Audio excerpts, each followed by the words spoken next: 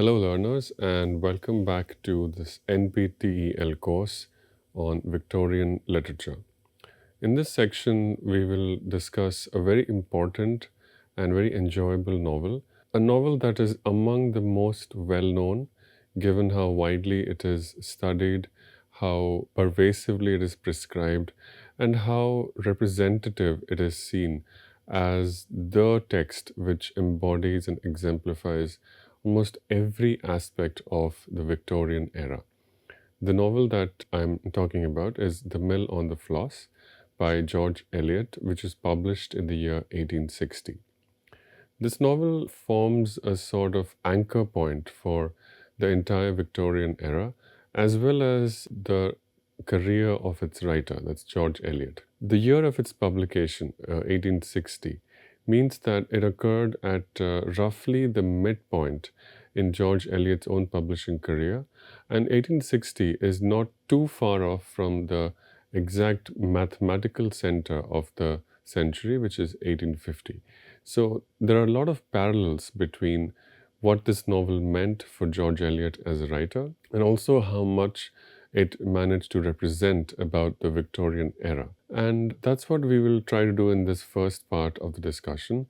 We'll try to understand who George Eliot was, what this novel meant for this writer, and we'll try to situate this novel in new and emerging concern about what the Victorian era meant in the larger history of both the country and the world as well as the planet. So, in George Eliot's publishing career, this, as I've mentioned, was roughly the midpoint.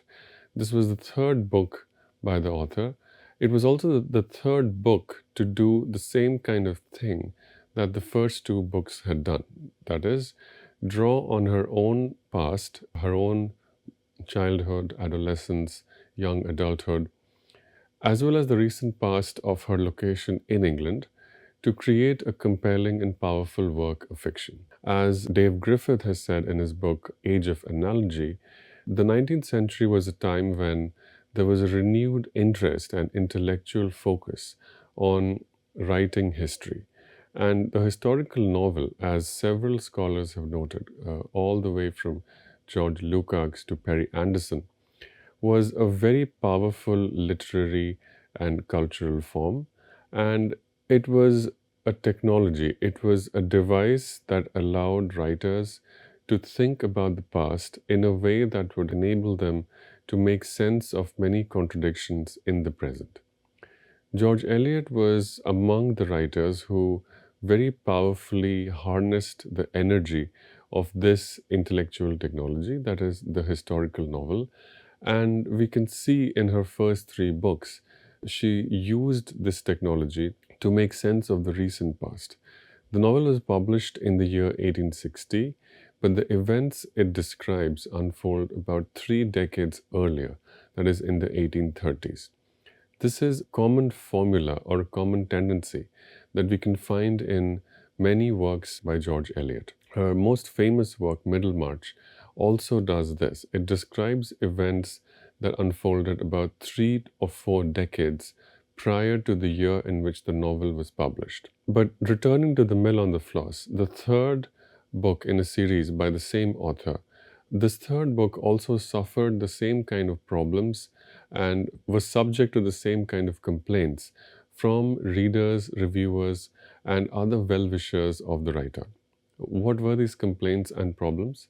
First, many readers from George Eliot's family, friends, and larger circle of relations could identify themselves and others in these books. Once they identified themselves, they were prone to express their dislike or unpleasantness in some way. A lot of personal relatives, a lot of personal connections of George Eliot's took offense at being exposed and being left open and vulnerable to the judgments and ridicule of the general public. Among the more sympathetic readers who could still identify real people, real relatives, friends, connections of George Eliot's in the fictional characters that George Eliot had described, they also expressed a criticism which was somewhat different, but it was nonetheless something that irked the writer. That criticism was best exemplified by the scholar, writer, and personal friend of George Eliot, Barbara Bodisson. Barbara Bodisson wrote, "I thought when I read Adam Bede, this is all out of her own life and she can't write out of this track." Adam Bede is, of course, the second major book length publication that George Eliot had succeeded in getting, and it was published just a year before The Mill on the Floss.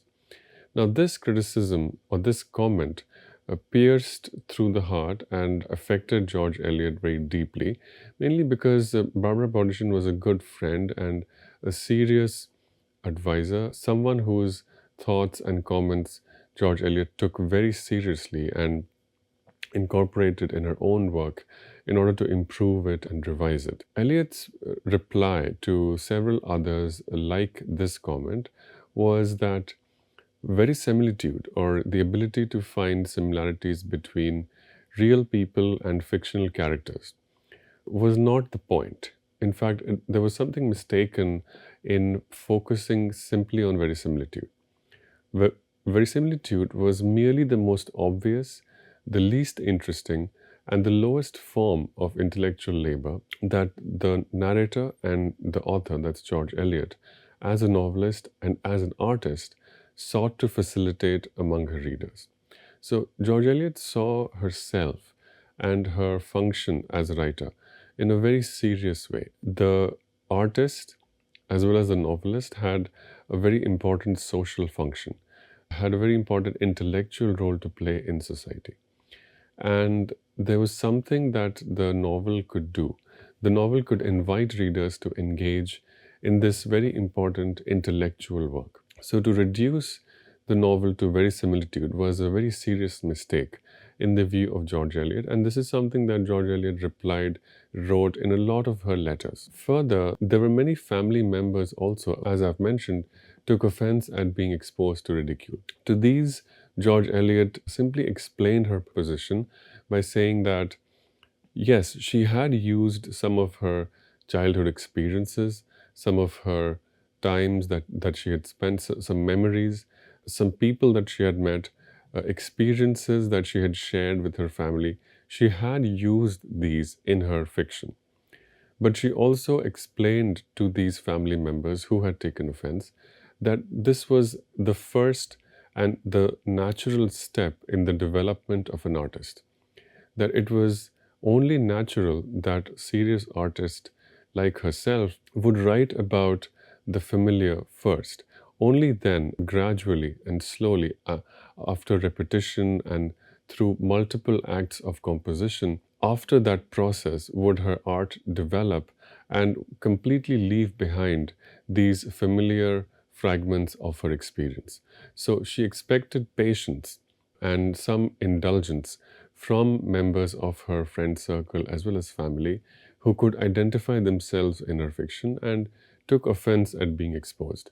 This was merely a stage in the development of her art as a novelist, and George Eliot expected support and encouragement and not a kind of petty complaint about being exposed. So this was George Eliot's career at the time she published The Mill on the Floss. But let's take a few minutes to understand who this person was. Who was George Eliot? Now, in some ways, George Eliot is the most representative Victorian writer possible. In some ways, it's not possible to be any more Victorian than George Eliot was. And I say that for one simple fact, which is that George Eliot happened to share her birthday with probably the most famous Victorian human being that is known today, that is Queen Victoria. Both women were born in the year 1819. Both became famous. One, of course, became famous for inheriting the throne. The other would become famous much later, but would come to enjoy a great deal of success nonetheless. Now, in some other ways, George Eliot was the least possible Victorian writer. And that's because there were many aspects of her life and career which, in their very fundamental existence, through the very fact that George Eliot was living and working in the way that she was, the very fact of her career and life in some ways mitigated against the fundamental values of the Victorian era. What were these values? These values had to do with morality and the way the Victorian culture viewed relations between men and women. Sexuality and all forms of sexual activity, which it was assumed would take place between a man and a woman under conjugal relations, such relations were to be undertaken only under the sanction of religiously sanctioned marriage, and these activities should lead to children. This was the Victorian morality of the time, and George Eliot fundamentally challenged this very basic and very foundational idea. How did she do that? She did that because she began living without marrying with a man many years her senior named George Henry Lewis. I'll talk more about the relation between Eliot and Lewis a little bit later, but for now it is important to note that even though there was this very controversial and scandalous development in her life, through strange quirk of fate, or not so strange, and simply through the brilliance and power of her writing, her novelistic career began to take off. And the scandal ceased to matter, or mattered less and less, or people were able to look away from the scandal that had attached to her personal life and focus on the intellectual and moral values of her writing. As a result, there was a dramatic shift in the public image and the public perception that George Eliot enjoyed as a writer. In the 1870s, and 1871 is the year that George Eliot published Middlemarch and established herself as the most serious, the most revered writer in the Victorian era. Beginning from this period, and I think that sense continues until our time today, the perception that hardened at that time has continued to stay intact till today. And that perception is of George Eliot as a Victorian sage. She was seen as a great intellectual figure who had opinions and should have opinions on almost every aspect of social, political, cultural, and economic life in Victorian England.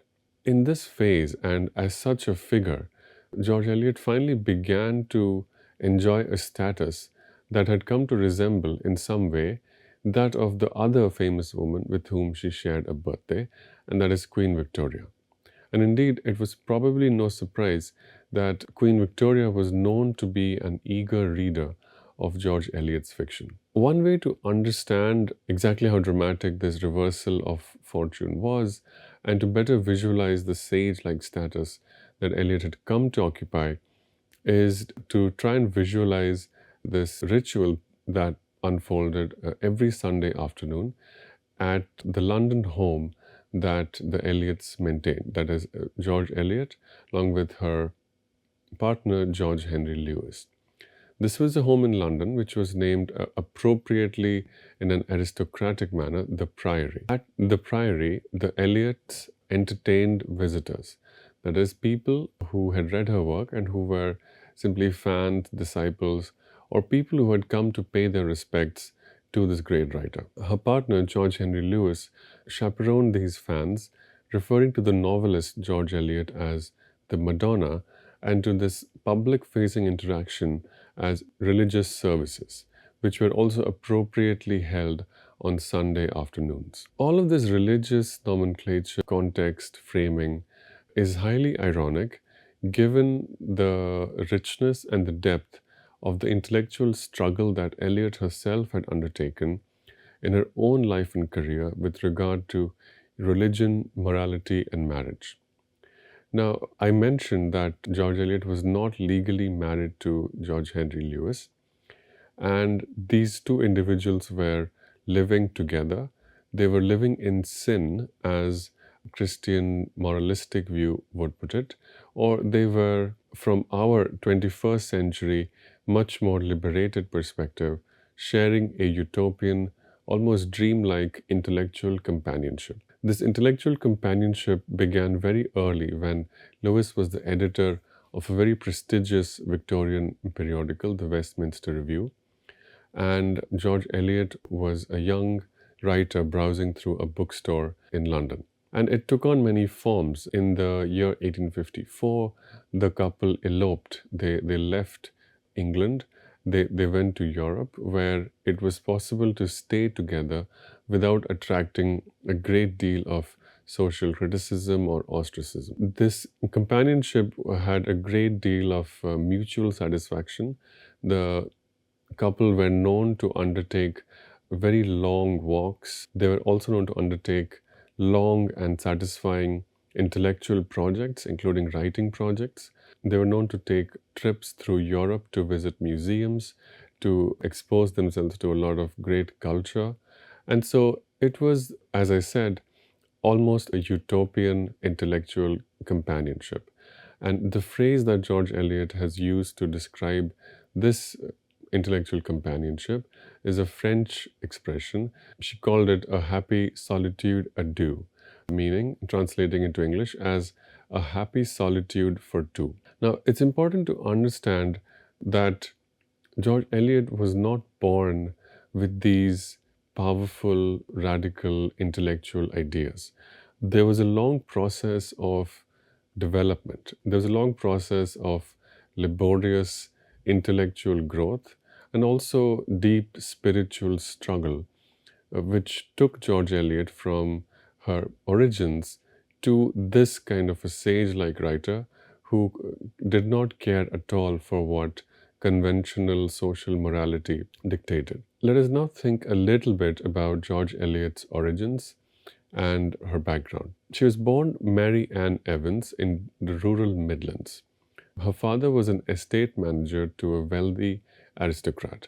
Her father, Robert Evans, worked for Francis Parker Newdigate, a very wealthy aristocrat who owned a large estate in Warwickshire. This estate was named Arbury Hall. The focus of this novel, The Mill on the Floss, is quite literally on a mill, and the mill in the novel, Dorlcote Mill, is based very, very strongly on the mill in this place, which is called Arbury Mill. And the house in which the family lives, that is, the Tullivers live, was based very, very closely on the house where Mary Ann Evans lived until she was 22. So you can see that the criticisms made by the friends and the family members of the Eliot household were not very misplaced. There was a lot of similarity between the kind of life that George Eliot had lived and the kind of fictional characters, places, and people one finds in The Mill on the Floss. It's important to note that the Evans were extremely conservative people. They were pious evangelicals, and within this family of conservative, pious, religious people, the young Mary was a girl who was marked by an austere, brilliant, and intellectual motivation. Those of you who've read other novels by George Eliot will immediately recognize the type. This is Dorothea Brooke. This is Maggie Tulliver. This is all of the ardent, austere, self-effacing, but intellectually very bright women who understand everything, who are extremely sharp, who are extremely observant, and who tragically and painfully to readers are willing to sacrifice their own pleasures, are willing to withhold any and all material comfort from themselves in order to contribute to the greater good. So Mary Ann Evans was one such person, and it is known from several biographical accounts that she was an extremely earnest reader. In fact, she was so earnest and she took theology so seriously that she was very suspicious of non-sacred music even. So this was how things began. This was how George Eliot's childhood was like. But at some point, a dramatic shift occurred. And it is said by several biographers that on January 2nd, 1842, the young Mary refused to go to church.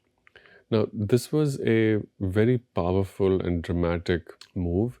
And in order to understand why the young writer or the writer who would become much more successful later, why this person would take such a decision, it's important to think of three common reasons why Christianity or a faith in Christianity was under doubt in Victorian England, was under sort of suspicion, was challenged, and was subjected to doubt in Victorian England. The first reason was suspicion about theodicy, that is, the difficulty to reconcile the essential goodness, fairness, and the universal virtues of an omnipresent God with the reality of everyday life, which, as we all know and has always been known, to have a great deal of undeserved, unnecessary, and unfair suffering. So, this was a common reason for many Victorian human beings, scholars, intellectuals to question the faith in Christianity, which seemed to be an artificial imposition. The second reason why religious faith was under fire was the difficulty to reconcile religion with evolution. Following the work of Darwin, of course, the natural sciences had traced the origins of life to single-celled organisms. This history, the evolution of human life, which is complex and wondrous and full of beautiful and brilliant things, from single-celled organisms, this was a very long process. This process took much longer than was described in the religious narratives of the origins of life. In the narratives in which God creates the universe, the whole process of the origin of the universe happens much more quickly.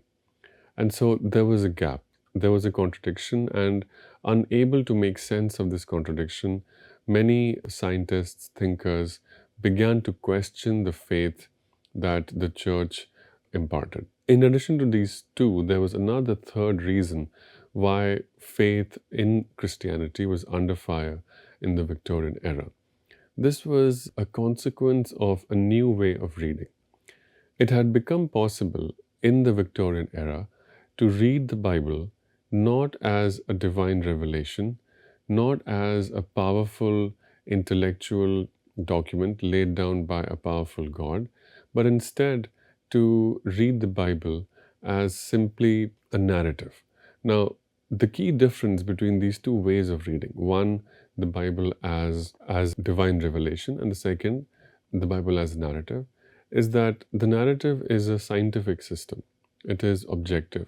It has its own internal organizing principle.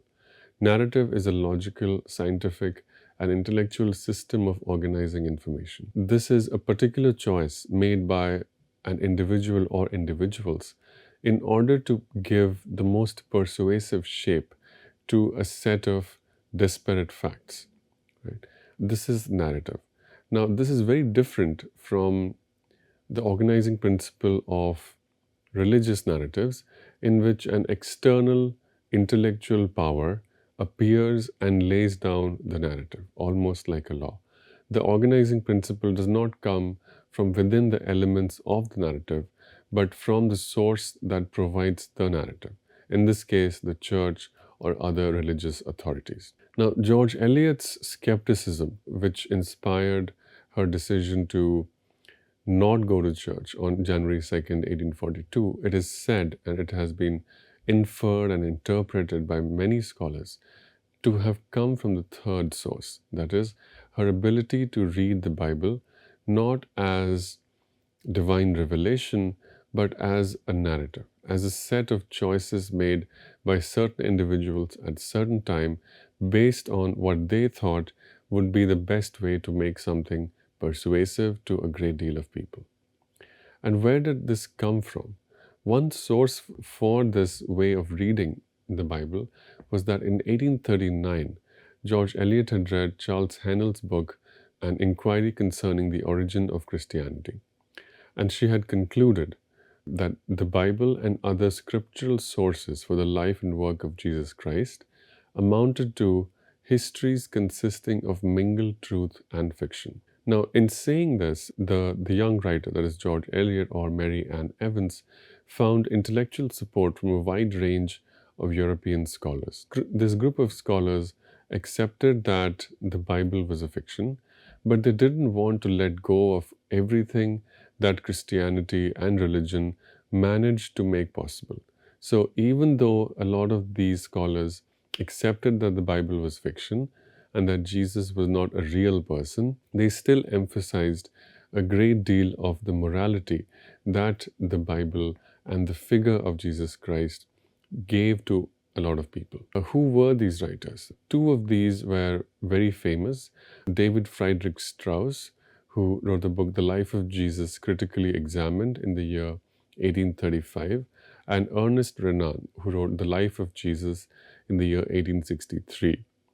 Now, the work of these writers attracted the ire of the iconoclastic and radical philosopher Friedrich Nietzsche, who in his 1889 book, Twilight of the Idols, attacks both of these writers and in fact attacks George Eliot as one of those Victorian moralists who, and Nietzsche quotes, who have got rid of the Christian God and now feel obliged to cling all the more firmly to Christian morality. So this was a somewhat harsh and somewhat unfair criticism, and in hindsight, based on historical knowledge, one can conclude that Nietzsche's criticism was more fairly aimed at the writers Strauss and Renan, but did not apply very accurately to George Eliot. And why is that? It's possible to undertake a sympathetic reading of George Eliot's religion and George Eliot's treatment of religion because there was much more sincerity in Eliot's writing than can be found in the work of writers like Strauss and Renan. The young Mary Ann Evans was undergoing a sincere struggle between agnosticism and moralism. It became an intellectual labor for this writer as she struggled to reconcile, on one hand, a skepticism that, of course, it was not possible to believe literally everything that was said in the Bible, and on the other hand, a need to retain some of the morality, some of the spiritual value, some of the exhortations to be kind, the exhortations to be charitable, the exhortations to love one's neighbor, and so on. The need to preserve all of the spiritual goodness, along with the need to preserve an objective and scientific skepticism, exercised a great deal of intellectual energy from this young writer. And this can be seen in the intellectual labor that this writer had undertaken in the mid of the 1850s, in that decade, when she translated a great deal of German philosophy into English. The writers that she translated, David Strauss, and then following that, she translated Ludwig Feuerbach's The Essence of Christianity. And most powerfully, among the most powerful, complex, and challenging works of philosophy that George Eliot translated, in order to guide herself through this intellectual and spiritual labyrinth of conflicting thoughts, was the Dutch philosopher Baruch Spinoza, whose 1677 work Ethics, Mary Ann Evans translated in the mid-1850s. I will end this section of our study here, and I will continue by explaining a little more of what these German philosophers were writing about, what George Eliot took away from the work of these scholars, and how these thoughts exert powerful influence on the fiction that George Eliot wrote, especially the fiction that we are discussing today, that is The Mill on the Floss. Thank you.